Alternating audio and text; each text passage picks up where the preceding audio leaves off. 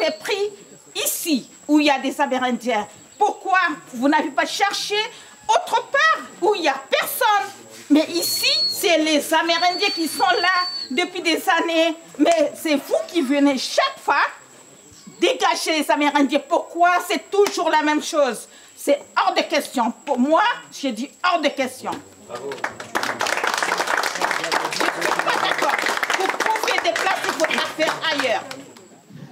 Est-ce que vous pouvez me résumer en vraiment 2 mots justement le projet dont on parle? Alors, le projet CEOG pour Centrale électrique de l'Ouest guyanais est un projet qui rentre dans les orientations déterminées par la programmation pluriannuelle de l'énergie de Guyane, la PPE Guyane. Que dit la PPE? Elle dit que pour l'Ouest, il est nécessaire de proposer des installations à énergie garantie. Donc ça, c'est la première chose. Donc nous, on vient avec un projet qui propose de fournir de l'énergie garantie. 10-3. Donc on va fournir sur le réseau, de façon garantie, 10 MW en journée. Le soir, la consommation est moindre.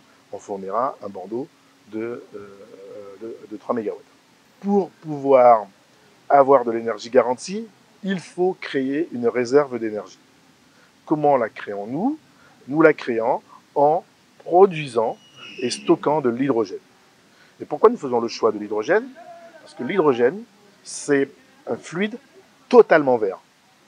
Comment est-ce qu'on le produit? On le produit par l'électrolyse de l'eau, donc la séparation de l'oxygène et de l'hydrogène. On relâche l'oxygène, ça n'est pas polluant.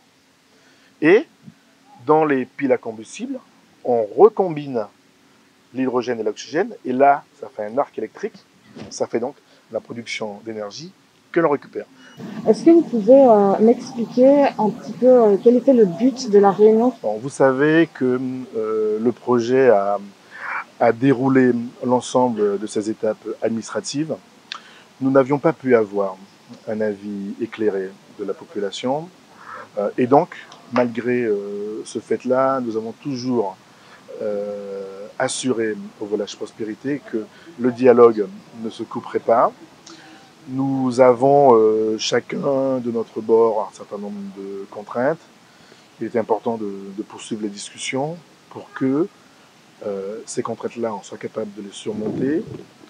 Je crois qu'aujourd'hui, on a fait un grand pas. Donc, nous avons conclu avec la préfecture, donc, monsieur le sous-préfet, de mettre en commun nos propositions pour travailler. Certainement sera créée une instance entre le projet et les autorités coutumières. On arrive à maintenant rentrer dans un modèle de discussion où l'objectif n'est pas de chercher ce qui nous oppose, mais plutôt de rechercher comment nous pouvons travailler ensemble, comment les deux parties peuvent valoriser leurs intérêts. Je répète encore une fois, nous ne sommes pas contre ce projet.